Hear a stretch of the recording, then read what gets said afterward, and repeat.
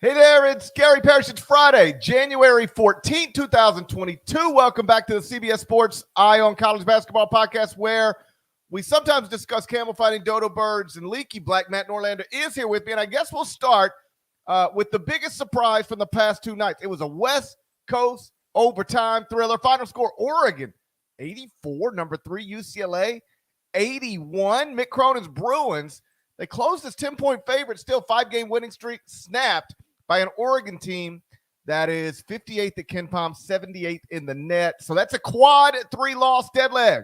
Where were you when UCLA took its first quad 3 loss of the season? I'm assuming asleep. No, I was in my living room sitting in the dark watching on TV, man. Lights off, TV on, locked in. I was locked in until Gonzaga wrapped that puppy up last night. So I was asleep. Okay. Long day for me. It's don't fall asleep till 3 a.m. on Wednesday night. Got a 6:30 wake up call, fly back home, do a radio show, see the kids, wife. I was out pretty early last night. Understandable completely, because you're up a lot the 2 nights before. I got us covered here. I was locked in. We had a lot of West Coast flavor across the board on Thursday, and then a lot of late night tips between games like this, and even stuff like on CBS Sports Network where San Francisco just wiped the floor with LMU and kind of reinforced the idea that the WCC really does have a top 4. As for this game, we're starting to get a little bit of a clear picture, maybe a little bit on UCLA as we speak this morning. And we've crossed the halfway point threshold of the regular season.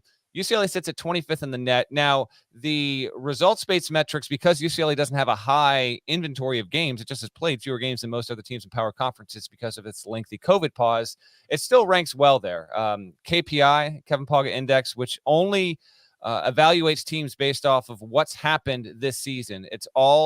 Everything's in the rearview mirror. There is no predictive quality to it whatsoever. It says UCLA is the number 11 team in the country based off what it's done, and then strength of record, which is another very good empirical analysis tool that is results-based, has UCLA ninth. The predictive ones have started to fade a little bit on the Bruins here. 14, 15, or 16 in KenPom, Sagarin, and BPI as of this morning. I still think we need more. It was good on the Ducks. Dana Altman gets his 700th win.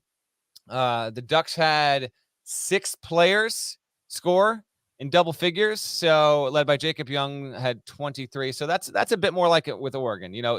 It's not a stunner that Oregon wins this game. Oregon was a team we expected to be a major player in the Pac-12. Hasn't been that to this point, but maybe this is going to be different. 84-81 in overtime. UCLA was fortunate to get it to the bonus session to begin with because, in fact, I think it was Young who had that brutal pass underneath his own basket that allowed UCLA to cut the margin from 6 all the way down to 0 in the final 33 seconds of regulation. So even getting it to the freebie session there for UCLA with no fans in attendance, which I think has something of an impact overall. But good on Oregon. UCLA is going to have a chance, obviously, play the way the Pac-12 goes. You've got the travel partner, so Oregon State will be next on Saturday. And I think the win's probably more about Oregon. But we have had a little bit of the Pac-12's top 3, 2 of the 3 at least, stumbling a bit. Arizona had no issues with Colorado on Thursday night, but earlier in the week, USC dropped from the ranks of the unbeaten. It actually kind of vomited on its sleeve for the first half of that game against Oregon State on Thursday before getting it together and winning by 10. But we've had UCLA and USC, which have separated themselves from the rest of the conference. Now they've taken on some losses. Maybe Oregon can make it a bit interesting there. We'll have to wait and see. Maybe chalk this up a little bit to the fact that UCLA also hadn't played in almost a month. This was its second game, and it takes a competitive loss nonetheless. I believe it was their third game back. Third game back from a nearly 4-week COVID pause. You mentioned the lack of fans. I believe the number I saw was 119 relatives of coaches and players were allowed inside Pauley. That's it. And Mick Cronin was asked about it afterwards, and he said, it doesn't help, but I don't want to make excuses. But it's a real thing. Like having home court advantage in college basketball is a real thing. Watch Auburn play a home game. Tell me that doesn't matter. And watch Gonzaga play a home game. It matters. And when you suddenly don't have that, whatever gap might be there between you and your opponent is a smaller gap. you mentioned it's not a stunner that Oregon beat UCLA, and it's not in a broad sense. I mean, it's Oregon, it's Dana Altman, they're back-to-back Pac-12 outright champs. But this Oregon team was a 10-point underdog, and this Oregon team hasn't been very good. They started 6-6 with losses to Stanford, Arizona State, St. Mary's, BYU. Also lost to Baylor and Houston. Obviously, nothing wrong with those, but a Stanford loss isn't great. Arizona State loss isn't great. They're now 10-6, but the resume is rough. 1-5 in the first two quadrants, and they've got that quad 3 loss to Arizona State at home. So maybe they're turning a corner a little bit. And long term, I don't think this is that big of a deal for UCLA, because I'm assuming it's a quad 3 loss now. That'll be a quad 2, as we move forward. Because I'm just going to assume Oregon's going to get better, and perhaps that blemish that looks not great today won't look as bad tomorrow. And I don't mean technically tomorrow, but a month from now, 2 months from now. But not a great development. And from what I could tell, reading about it this morning and a box score, UCLA, it was just one missed opportunity after another, and they didn't get a lot from. I mean, Juzang was good; he was 23 points, 9 rebounds, but Jaime Jaquez, it was 4 points, 4 turnovers in 32 minutes. Got to get he's somebody that some people thought would be UCLA's best player this season, even better than Juzang, who was a consensus preseason All-American, and he's good, a legitimate NBA prospect. But he was not good against Oregon. Juzang, we haven't talked about, like, as I was prepping this morning, and I realized I haven't even thought about Johnny Juzang in a month, maybe. We haven't talked about him because they were on that COVID pause and they haven't played, big games lately, and barely at all. Statistically, he's basically having the same season he had last season, averaging 16.6 points, 5 rebounds, points and rebounds slightly up, shooting percentages nearly identical. So if you wanted him to take a jump and be NCAA tournament Johnny Juzang from start to finish, that hasn't happened. But his third year in college looks, statistically a lot like his second year in college. Yeah, I don't think at this point Johnny Juzang is near the All-American conversation, which is interesting. You mentioned his stats are basically flat year over year. Like, not great, not terrible, is what it is. But UCLA is going to have to probably win the Pac-12, and Juzang is going to have to be better to get into that conversation there overall. But we'll wait and see what happens in the next couple of games here for UCLA. I don't have a lot of concern. Oregon State next, then on the road, Utah, Colorado. We'll know UCLA is what it was billed to be in the preseason if it can peel off 3 in a row. There were 2 on the road. It's not going to be easy, but I think it's good enough, has the talent to do it. So we'll wait and see on that. Real quick with Altman, he hits the 700 win mark, and we had mentioned this a couple of times, I think just over the years, about Altman specifically, because frankly, he's very, very good coach.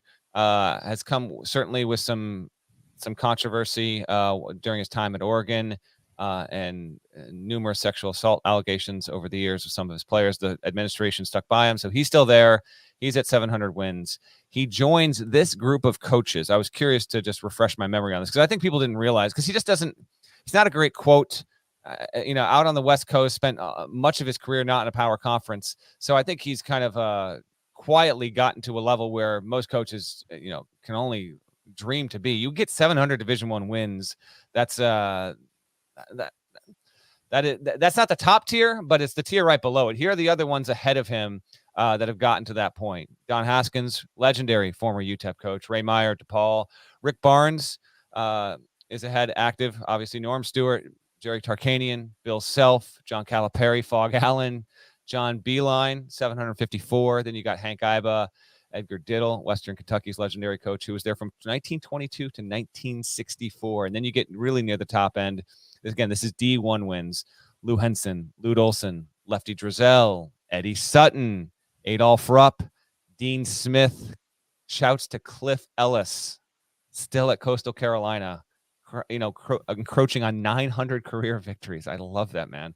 Bob Knight, Roy Williams. Once you get to Knight, you're at the 900 level. So Knight, Roy Williams, Bob Huggins, Calhoun, Boeheim, and then Coach K. Those are all the coaches in men's Division I basketball that have at least 700 wins. And after Thursday night, Dana Altman can now claim to join that group. If you want to know who the closest behind him is, you want to do a quick trivia time?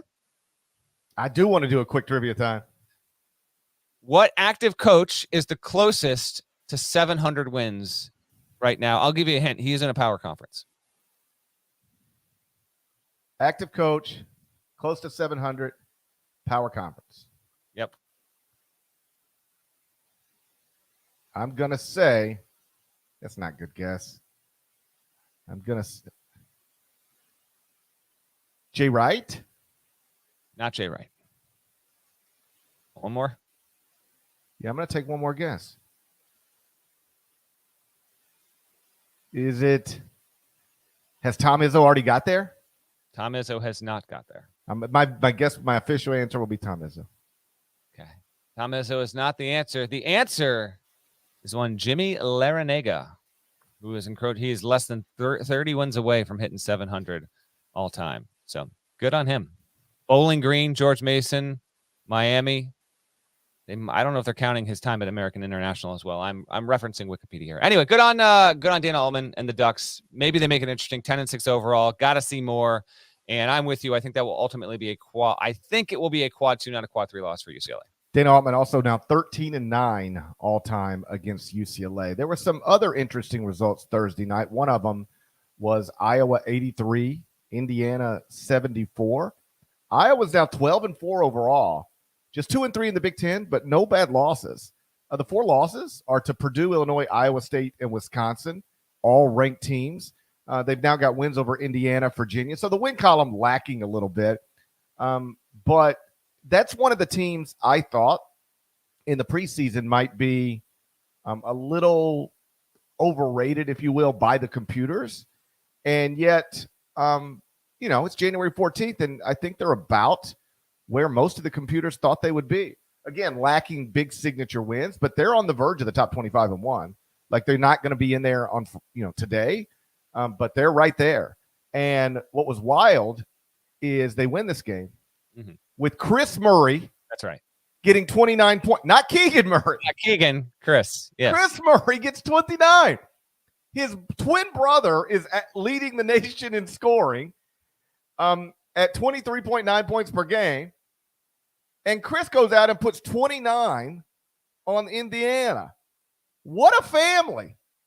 I was watching this, and I don't know who was the play-by-play. Raph was the color analyst on this game. And at some point, I think Chris got to like 22, and the announcer had mentioned, and Chris Murray's at 22. And I was watching another game and doing other. So my attention was not solely on Iowa, Indiana. And I thought, okay, he must have messed up. And then he got to 24. I was like, he's saying Chris Murray is at 24. Like, what's he doing right now? And then I locked in. I was like, okay, it is Chris Murray. How about this? Finishes 29 points, 11 boards, 3 blocks, 3 steals. And Iowa pulled away late. It was a pretty good game until the final 3 or 4 minutes there. And then Indiana did not have the gasoline to keep it close. So credit to them. I mean, this is a nice turn of events for Iowa. I think they've got the looks, I don't know, a respectable 6 seed right about now. How about this? So Iowa, they're 0-4 in quad 1, 3-0 in quad 2. So when you combine both, it's a 3-4 mark, and they don't have a bad loss, as you mentioned there. I don't know where this team is going. I'm ready to declare that I was certainly wrong. I thought that Iowa was going to be in the NIT and kind of safely in the NIT. I didn't think it'd be flirting with Dayton, and I didn't think it would be poor enough to be outside the National Invitational Tournament. But I didn't think it would be securely heading toward the NCAA tournament. I now think that will be the case. I've seen enough here. Hawkeyes, they don't turn it over. They shoot well. Number 3 ranked offense in the country. Now, they need more high-end wins, and they're looking at roadies against Minnesota and Rutgers upcoming here. But let's just play it for fun. Like, 2 months from now, Tournament starts 2 months and a day from now, by the way. What's your guess? And then an Iowa fan, remember this, and then just remind us to see how right or wrong we were. I'm going to say Iowa when we get to the tournament. Mark me down. The Iowa Hawkeyes, 8 seed. What's your guess? In that range. I was going to say 7. Yeah. 7, 8 seed, somewhere in there. But that's better than I thought in the preseason. I'm with you. I was like, they lost a lot, including the National Player of the Year. I did think Keegan Murray would take a leap. I didn't think he'd lead the nation in scoring. But I remember talking to somebody from Iowa back in the offseason about Keegan specifically, emerging as a legitimate NBA prospect because of the size and the way he can guard in space and sort of the combo forward in theory at the next level. And, if he could, consistently make the 3-point shot, that would be the thing that gets him into that situation. So here we are. But I didn't think this team I didn't necessarily think it'd be an NCAA tournament team. So if you start there as the baseline, and I think now looks like they could be a 7, 8 seed. That's a great job by Fran McCaffrey and that coaching staff. I got nothing to back this up. Just throwing it out there. Mm-hmm. These are identical 6'8" twins. How do we know? Okay. How do we know Keegan just didn't put on Chris's jersey and go out and score 29 just for fun? I can tell. You can't tell the difference. They're identical, but you can still tell the difference ever so slightly. But I'm just saying, if you're not suspecting it, he's trying to help his brother out. That's what you're saying, right? He's trying to get his brother drafted too. What if he switched jerseys every game and they were both really good Murrays, and then they both got drafted, but only one of them was Keegan? Would be an incredible story. That'd be a hell of a story, wouldn't it? We can dream, man. And I'm just saying, if you weren't looking for it, you might not notice, right? If you weren't looking for it, you might not notice. Best twins in college basketball since Morris twins? Lopez twins? No, since I'd say, Lopez twins were really something else. Are they the best since the Morris twins? Are they? That's a good question. Has there been Collins twins? Who? Jason and Jerron. Yeah. Stanford really had the market cornered on twins there for a while. I got one for you. Who we got? You don't know about Ronell and Donnell Taylor. Nope. UAB Blazer twins? Yeah, I knew someone. Andrew and Aaron Harrison. Oh, that's a good one. I forgot about the Harrison twins. Yeah.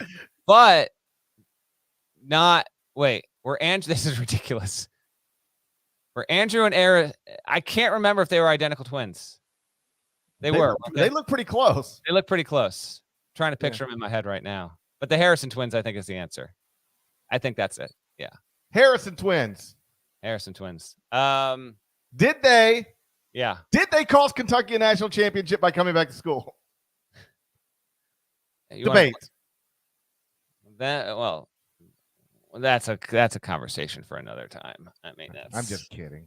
All right, quick. Any other thoughts on this one, or a quick tour around the Thursday before we pick the games here? Pop us around Thursday. Okay, just real quick. So Gonzaga just dominates BYU.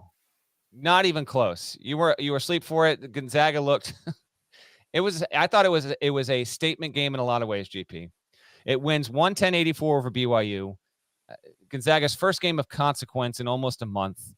WCC play, and it's on the home floor, but I thought this was an important outcome. Gonzaga now, it's only 2 games into league play, but it is averaging 113.5 points a game in West Coast Conference play. It's going to play on the road Saturday against Santa Clara, which is a top 80 KenPom team. We'll see what happens there. I thought, we mentioned how Johnny Juzang hasn't been in the All-American conversation. Drew Timme was the preseason consensus National Player of the Year, and he definitely has not been in that first team conversation. Probably not even the second team, really. Like if you look at the names that would be in that conversation overall, Keegan Murray. It's all Big Ten players. The All-American needs Big Ten players. Chris Murray and Keegan Murray. Let's just start with those two. Start with him. Start with those two, and then the list really begins. And then you've got EJ Liddell, Coburn, Travion. I think Johnny Davis, for Travion Williams, Oscar Shibwe, Johnny Davis. Trace Jackson Davis has been really good. You've got Ben Matherin at Arizona. Who I'm just kind of vamping off the top of my head. And then I think that's where maybe Timmy was entering into I thought last night was a statement game. He was 13 of 14 from the field with 30 points, and he went to the bench, I think, with like 6 minutes to go. In fact, with like 5 and change left in the game, Drew Timme, Julian Strother, Andrew Nembhard had combined for 72 points at that point. And at that point in the game, those 3 players had outscored BYU, which had 70. Okay. Gonzaga was so good last night. This is from Stats Inc. Gonzaga had a player had 30 points on 90% shooting, Timme, who shot like 92 and change from the field. He's one of only, I think, like 46 or 47 players in the past 12 or 13 seasons to have 30 on better than 92% shooting. They had a player with 20 and 10. Nembhard had 20 points, at least 20 points and 10 assists. They had someone with 20 points. This is, again, Stats Inc. with the stat. 20 points in under 25 minutes, Julian Strother, and a player with 5 blocks, Chet Holmgren.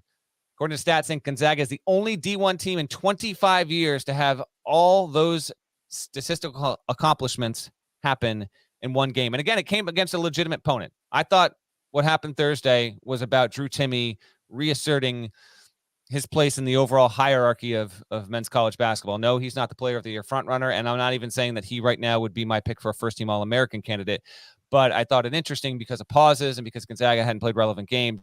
Timme had just drifted a little bit, and last night re-announced how great he can be, and he was great. I mean, he was scoring in a variety of ways and getting easy buckets near the hoop. It was an impressive performance. I know you didn't get to see the game because kids and all that stuff, and you had to conk out early, but I wanted to at least talk about how good Gonzaga looked because I thought that was a message across the WCC and across the country.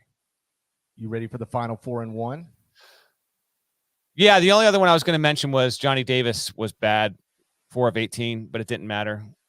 Wisconsin beat Ohio State. Tyler Wall had 20. Brad Davison had 25. And I was able to watch that one. That one ended before my bedtime. So yeah, Davis, I thought it was a good time for Wisconsin. Now I know you talked about Johnny a week ago when you were doing the preview pod with Cobb there. I thought it just Ohio State's still a quality team, and they did not need a great game out of Johnny Davis, and they still won definitively. So I thought that was a really good sign for Buck. No, Wisconsin's legit. Like, I'm on them. I've got them, I think, 7th in the top 25 and 1. I won't be surprised if they win the Big Ten. I think if I had to pick, how about this? You got to pick a Big Ten champion right now. Who are you picking? That is. I'm picking Illinois. I could see that. Illinois. Yeah. I'm gonna say, and we're not picking the Illinois-Michigan game, but I got a couple of notes on Illinois when I give you the other games to know. I'll share a few things, but Illinois would be my pick to win the Big Ten right now. Yeah, I think I'd go Michigan State. Max Christie starting to play better. I think he's averaging like 16 in his last 4 games. Had a nice performance a couple of nights ago that allowed Michigan State to avoid an upset. So the Spartans are 5-0, Illinois is 5-0, and then there's Wisconsin at 5-1. Illinois is a totally reasonable pick to win the Big Ten. I think I would go Michigan State, but if it ends up being Wisconsin and Big Ten Player of the Year possibility, Johnny Davis, that wouldn't surprise me either. Final 4 and 1. You want to update us on the records, Nada? What do we got, Nada? I feel like I'm surging. It was nice to take the lead last week. Well, you did kind of well. You went 500, GP. You went 500. The current records, Parrish, you're at 13 and 18. Norlander didn't participate last week, so he's 19 and 13. And then David Cobb, 6 and 2. Turns out Cobb's better at this than all of us. Not surprising in the least. Not surprised. 6 and 2. And now, I mean, I'm sure he's going to factor into at least one more Friday episode, but he's sitting pretty win percentage situation going on with Cobb right now. Dominating. Destined to, that's why you need a game minimum threshold here. A game minimum threshold. Final 4 and 1. Let's preview this weekend. Parrish is going to give you the first 4. I got one in my back pocket. What are we starting with? Saturday, 1 p.m. Eastern. Number 22 Tennessee at number 18 Kentucky inside Johnny Juzang Arena. He played there. All right. Just didn't get enough minutes. So now he's out on the West Coast, taking losses to Oregon late on a Thursday night. KenPom has it Kentucky -5. You can watch it on ESPN. What do you think, Deadleg? Feels like Kentucky should win this easy, doesn't it? I feel like you're gonna wager on Kentucky making the court report look intelligent, and so you need another double-digit victory. So you're gonna lay these points. I know what you're doing. I would enjoy if another double. This is where it might end, though.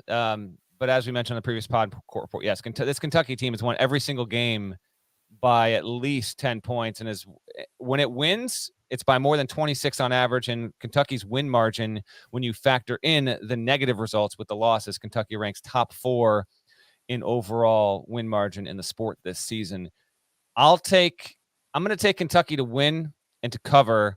I don't think this will be double digit, but it's certainly possible. Sheboy right now ranks number 1 in defensive rebound rate, is number 2 in offensive rebound rate, and he is the KenPom number 1 player in his player of the year algorithm at the moment, which tends to skew and slant toward big men, just so you know. Certainly Sheboy has a case. I think Coburn's right there with him with Johnny Davis. We have a wonderful player of the year race emerging right now. Maybe we'll focus that discussion in a episode in the near future. I will go with Kentucky at home, and a quick shout out to Kentucky SID Sports Information Director Eric Lindsay. This will be his final game. He is leaving Kentucky athletics after more than a decade to continue working in the PR field at Kentucky, just in a different field altogether. But he has been a quality SID. He will be missed. Shouts to Deb Moore, who will take over. This is very inside baseball, if you will. But I want to give him a shout. You're an SID at a program like Kentucky. That's really one of the most challenging jobs in all of college athletics, frankly. I'm talking like top 5 because of the sheer size of the beat there and the national relevance and the coach you have and the players you get. So that's a very coveted gig on that side of our industry there. I'll take Kentucky to win and to cover. I hope this is competitive. I'd really like to see Tennessee, Kennedy Chandler step up in a big spot here. But yeah, Kentucky to win by more than 5 and less than 10 is my pick. I don't know what to do with Tennessee. I like them, but they have problems scoring sometimes. And I wouldn't have assumed that because they've got an NBA point guard and a lot of veterans. Like, that's usually a pretty good combination. NBA point guard, a lot of veterans. Let's be good offensively. And they're just not. They're 58th in offensive efficiency. In 2 of their 4 losses, they've been held in the low 50s. They're just 3 and 4 in the first 2 quadrants. One of the few, maybe the only, team with a losing record in the first 2 quadrants that I have in the top 25 and 1. But I'll take the Vols plus the points here. Kennedy Chandler's my little homie from Memphis. How could I wager against him? I couldn't.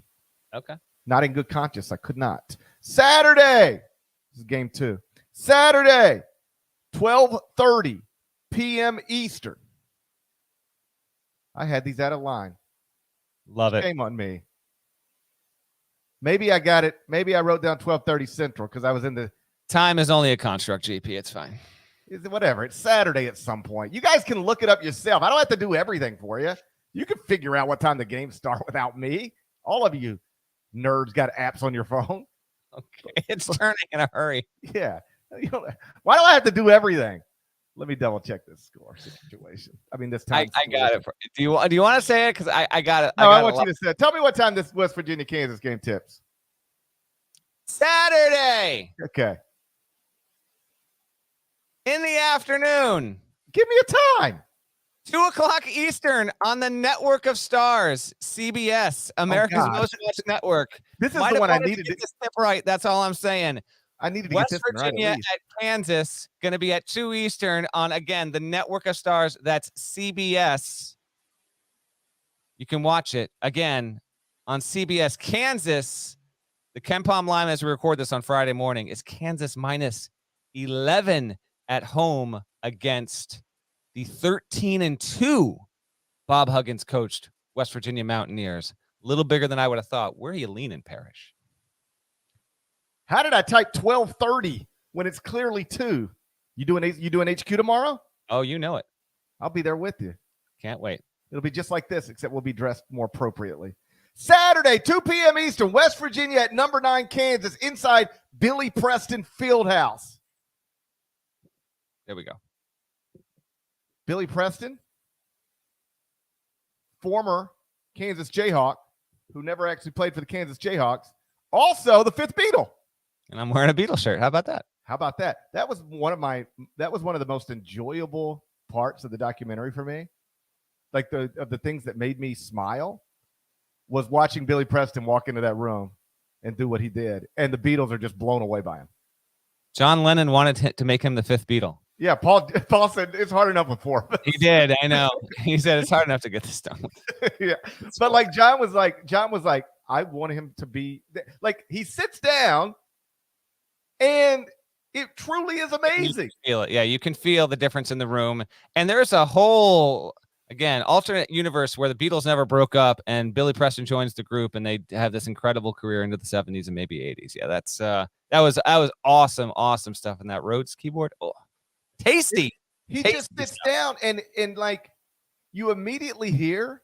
What was wild is we've heard that keyboard forever. That's the way we know the songs. Like I've got a feeling we know that keyboard. That's the only way we know those songs. But to be able to watch the Beatles hear that keyboard for the first time, yeah, and it happens when Billy Preston just sits down and they're like, "All right, let's go," and they light up in a way that I don't know they had previously been in those sessions. I love Billy Preston. What about the Kansas Billy Preston? Should have never wrecked that car. Single car accident.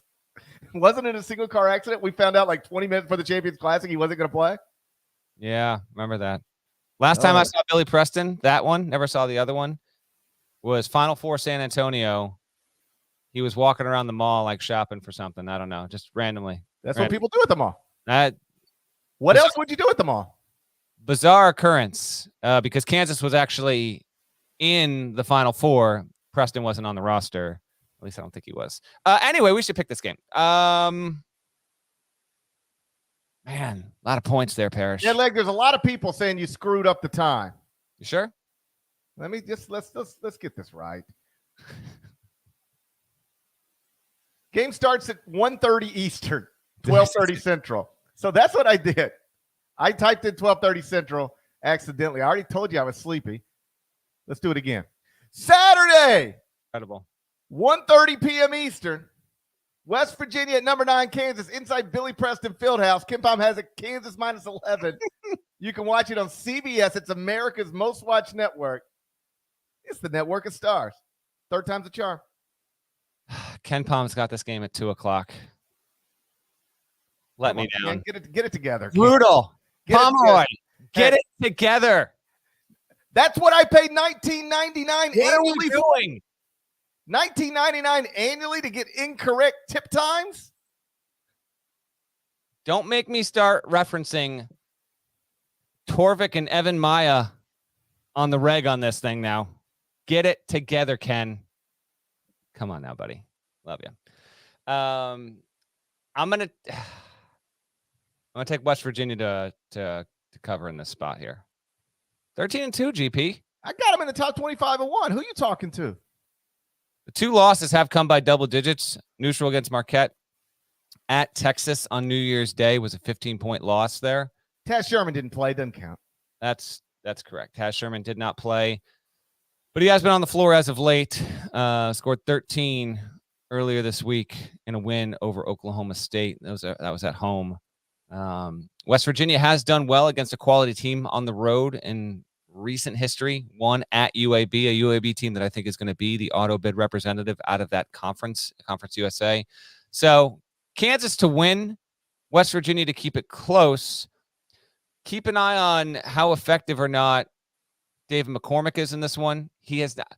As I wrote in the power rankings on Thursday, the thing that, in my opinion, is preventing Kansas from hitting that top 3, top 4 level and staying there is how David McCormick is being used, deployed, how effective he can be or can't be. It just isn't isn't quite there. That, in addition to, will Remy Martin play and be effective as well? I'll just take Kansas to win because it's at Fog Allen, but give me West Virginia to finish inside the number. Yeah, number's too big, I think. And McCormick, like, I don't, to me, it's not a matter of how he's deployed. Just like, yo, you going to play or not? You know? Like, he started, I want to say, like, the first 11 games of the season, and then Bill decided to bring him off the bench, and he responded with, like, a 15-17 game. And you're like, okay, well, maybe something clicked. And then he more or less goes back to what he was before that. Yeah, it was 17 points, 15 rebounds against Oklahoma State. And you're like, okay, well, maybe we tapped into something. And then he follows that up with 4.6 rebounds. And then most recently against Iowa State, 1.4 rebounds. Like, yo, what are you? And for them to be a legitimate title contender, which I think they can be, they got to guard a little better. They're like mid-30s in adjusted defensive efficiency, according to KenPom. If we're going to trust those numbers, who knows these days, you know? Yeah. And McCormick's got to be better. Not all-American good, but he's got to be consistent. You shouldn't be able in a week span to have a 17-15 game and a 1-4 game. True. Kofi Coburn would never do that. Can't see it. I can't see it either. Neither one of the Murray twins would ever do that. Maybe one of them. One of them might. Saturday, 2 p.m. Eastern. We think. Number 21, Texas. At number 15, Iowa State. Inside Craig Bracken's Coliseum. KenPom has it Texas -1. You can watch it on ESPN+. Poor Iowa State. Them dudes got picked last in the Big 12, and so they're like, yeah, you're going to play Texas on ESPN+, bro. Ranked on ESPN+. It's fine with me. At least it's not the Longhorn Network, so I've been spared here. I'm going to be able to watch this one. Anytime something's on the Longhorn Network and you need it, just FaceTime me. I'll show it to you. Hey, if you ever need an Oregon State-Colorado game on Pac-12, you just give me a call. You understand, buddy? All right, we got a deal. Okay. We have a deal. Wait till I call you at 11:30 on a Thursday night to catch the last 3 minutes of Oregon State, Colorado. Oh, man. Big spot here for Iowa State. Dropped 3 of its past 4. Has that win over Texas Tech. Texas Tech, by the way, also won again, beat Oklahoma State on Thursday night. And now it's at home in a spot. Go out and win this game, Cyclones. Get it done defensively and kind of regain some of that mojo and that momentum. Texas dropped a game on the road last weekend against Oklahoma State, came back, rebounded well against Oklahoma in a game I didn't see a second of. Because, again, Longhorn Network, thanks a lot. I think this will be a low-scoring affair. I'm going to take Iowa State. Yeah, this is an Iowa State straight-up situation. I know you said the spread's only 1 here, but I will trust. I know 3 of the past 4 have been losses. I get that. But 2 of those were close against Baylor and Kansas. And defensively, I still believe in what Iowa State is. I don't think that's going away. I think that Iowa State has a really good shot at basically being in every game it plays for the rest of the season because of how well TJ Osselberger has built up this team on that end of the floor. It is going to lose a lot of games because it's just going to go cold and not even shoot 40% from the field. Maybe that happens here, but I think it could also have that impact on Texas, which is far from an automatic offensive team. And Texas already likes to play slow. So I'm going to lean with Iowa State having the home floor, the game probably being in like the mid-50s with 2 minutes to go, and giving Iowa State a chance because of that. I'll take them to win straight up. Cyclones win to get to 2-3 in Big 12 play. Like you said, 1-3 in the past 4, but the losses are Baylor, at Oklahoma, at Kansas. They had a shot at the buzzer to win at Kansas, just didn't go in. Like, it was good luck, just didn't go in. Iowa State's still 4-3 in quadrant 1, 5-3 in the first 2 quadrants. I'm still a believer. This is a wrong team. This is a classic wrong team favored situation, Deadleg. This is what I like to call a wrong team favored situation. I feel like you're hitting at like a 22% clip when you proclaim this. So now I'm not feeling good here. I'm hitting it like a 22% clip regardless of what I say. Okay. It's a wrong team favored situation we've stumbled upon. Cyclones win straight up inside Craig Bracken's Coliseum. Saturday, game 4, 2 p.m. Eastern. Arkansas. Are we sure? You know what? At some point, the listener is going to have to learn to figure out when the games start on their own. In We fact, shouldn't. It's not on us to inform you. Okay, just so we're clear, it's not our responsibility to. No, it's not. It's our responsibility to make your drive go a little faster. We're not here to tell you what time everything starts. You can figure that out on your own. Qualify as a weekend preview segment. We might not have the right teams or the right times. Yeah, but like you can trust we'll probably have the right day.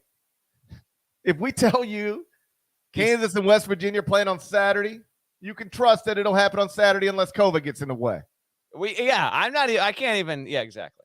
We don't even know if this game's getting played. Let's be real. We're talking about this game purely as a hypothetical construct at this point. Everything we say, every weekend preview is hypothetical. Sorry. You know what? Maybe we just stop giving tip times. Maybe going forward, I'll just say, on Saturday, Arkansas and LSU are playing. You figure it out for yourself. You figure out what channel it's on and what time it starts. I don't have to do everything for. Sometimes I've learned this as a parent. It's the whole teach a man to fish or just keep giving him fish. I've been giving away. Is that how that old creed goes? I think it's something. I think it's something about you could just you want to give somebody fish every day, or eventually you want to teach them how to fish. I'd rather teach people how to fish than I've been giving fish for years. Just sitting here every Friday morning handing out fish. Okay. At some point, get your own rod and reel. Go catch your own tip times. I don't have to keep giving them to you every day. This is how I'm going to spend my life? Giving out fish every Friday morning? That's the way I got to spend my life? Put on a T-shirt and a hat. Give out fish all morning. It's ridiculous. Get your own fish. Buy your own cork. What else do you need to fish? Get your own worm. Oh, man. Saturday. At a time you'll have to figure out on your own. At some point I got to take the training wheels off. Let you guys figure this out on your own. Arkansas at number 12, LSU inside the strong-ass offer assembly center. Oh, shit. That's what it's called. All right. LSU minus 12. You can watch it on ESPN2. Who won't be at this game?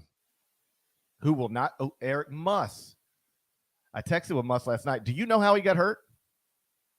I think he was like trying to run the offense for the practice squad for 2 weeks, and he tore his rotator cuff. No. How'd it happen? So I texted him last night. And for people who don't know, he had surgery yesterday morning and is not going to coach at LSU this weekend.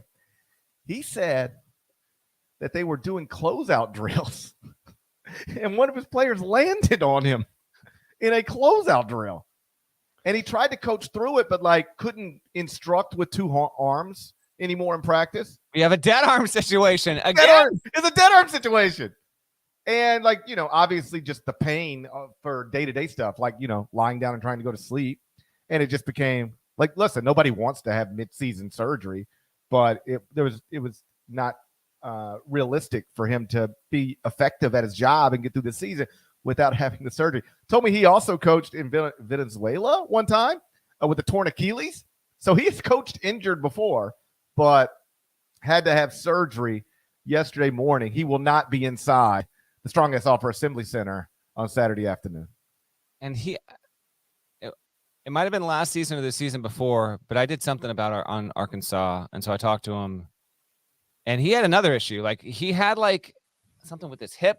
Same deal, man. Practicing with the team was kind of grinding through a season, even though he was injured. Dude's 56, 57 years old. More credit to him, man. I'm going to take... See, that's the problem with staying in incredible shape as you get older. You trick yourself. You trick yourself. See, look at me. I'm not tricking myself. I know who I am, what I am. Not going to see me doing closeout drills. But guess what I can do? Move my arms however I want to. Look at that. Look at that. Oh, yeah. You know what? You know why I can do that? Because I don't try to get in closeout drills. Yeah. feel like you're still going pretty aggressive at the batting cage, though. Never know. You saw me one time step in there, come out of retirement. Pinging them. I was. Vegas, left and right. Pinging them. Good stuff. There's no way I can take Arkansas to be within this number. LSU has the number 1 rated defense in America. It has only lost once at, oh, by the way, Auburn. I got Auburn number 1, LSU number 2, power rankings, because these have been the 2 hottest teams and most impressive teams across the past few weeks in college basketball, not to mention the overall season-long record. So, yeah, I'm going to take LSU to win and to win big. Arkansas won't have its coach. It got a just ridiculous win against Missouri at home, 87-43 on Wednesday night. Missouri was just vaporized. But and then there was a fake Conzo Martin got fired tweet. Did you see that one? It was sent to me. It was sent to me when I was like making lunch for my kiddo in the kitchen on Thursday. And when you get, so I didn't know the person that had sent it. And I was like, I haven't heard a thing about this, but okay. And then I texted someone else. I was like, hey, what is this? And they go, that's fake. That's fake AF, as in as. And so, yeah, I don't know. Why are people doing this? Like, why is this a thing? You know, sending fake tweets out. Like, who does this stuff? Like, well, what's the point? People who are bored. What's the point here? Well, go look up some tip times. The actual point is to trick people. Accurate tip times if you want to waste your time. The point is to trick otherwise reputable people, which it did. Like the way it got tweeted into my timeline is because somebody I follow retweeted it. That's how it got sent to me, is because someone of prominence tweeted it into their timeline, and that prompted this person to let me know and texted me the tweet. And so anyway, it's a fact. If that's your goal, to trick people, it's true. You did good job. It's true. I'm going to take LSU to win and to win big here. I'm going to take the Razorbacks plus the points. LSU's awesome, by the way. Like number 1 in adjusted defensive efficiency. Tari Easton's great. LSU's really good. I mean, they have 1 loss, and it's to the team I have ranked number 1 in the top 25 and 1. So I think LSU wins the game. I'll take Arkansas plus the points. They rally around their fallen coach to stay within the number, not to win. They just rally to cover the big number. All right, before we get to the 5th game, a quick tour here. We actually, for those watching live on YouTube, hello. If you have not already, please click the thumbs up, the like button, and help us. You continue to help the channel grow. We appreciate you. And thank you for joining us on a Friday morning. So tonight, we have a couple of good mid-major matchups. A10, Davidson at Richmond. Davidson, 12 straight. That's a good one at Richmond. That's a good one. And then VCU at Bonnie's. 7:30 tip there. Bonnie's they need to win that game. If St. Bonaventure doesn't win against VCU, its case to be an at-large team is going to be disintegrating all the more. VCU's actually been the better team to this point in the season there. And then the big one on Friday is Michigan against Illinois. It's a game years in the making, 9 o'clock on Fox Sports 1. These teams did not meet up as scheduled a season ago. Illinois fans have been salivating for this opportunity here. Michigan's in a very desperate spot. Illinois has won 12 straight games against Big Ten opponents and is 19-1 in its last 20 Big Ten matchups there.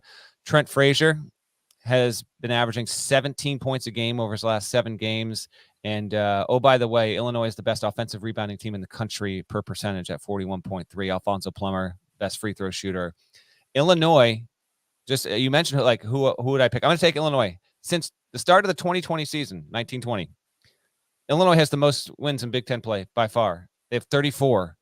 Next closest, Michigan State and Wisconsin with 28, Ohio State with 27, Iowa 26. Michigan's not even in that top 5. Relatively surprising. Illinois has been the best Big Ten program over the past 3 seasons. So that is a big one to watch, 9 o'clock on Friday night. And then other ones to kind of scan and keep an eye on for Saturday, as we've got an NFL wildcard weekend ahead of us as well.